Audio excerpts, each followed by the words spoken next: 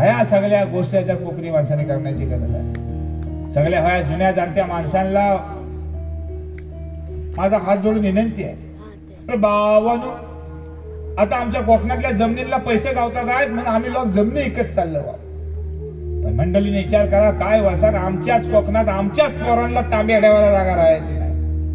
मुंबई पुण्यातली माणसं जर इथे डेव्हलपमेंट का डेव्हलपमेंट काय म्हणता ती करू शकतात, मग आमच्याच पोरांना धाड काय भरलेली आहे. ह्या सगळ्या गोष्टी जर कोकणी माणसाने करण्याची गरज आहे.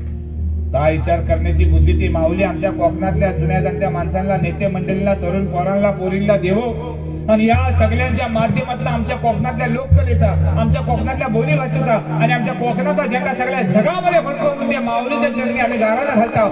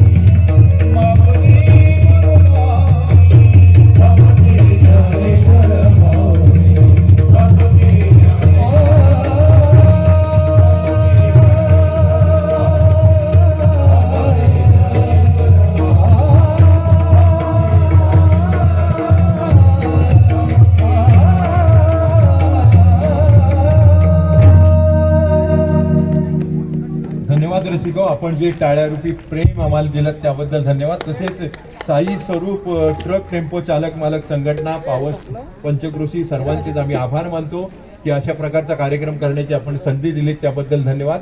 मित्रांनो, आयुष्य आईस्क्रीम सारखं असतं, टेस्ट केलं तरी वितळतं, वेस्ट केलं तरी वितळतं, म्हणून आयुष्य नेहमी टेस्ट करा. जगदंबा अर्थात नवलाई देवी आपल्याला उदंड आयुष्य देवो, भावी आयुष्य सुखमय जावं हीच त्या माऊलीच्या चरणी प्रार्थना करून आजच्या कार्यक्रमाची आपण सांगता करतोय. धन्यवाद. शुभरात्री. जय गणेश.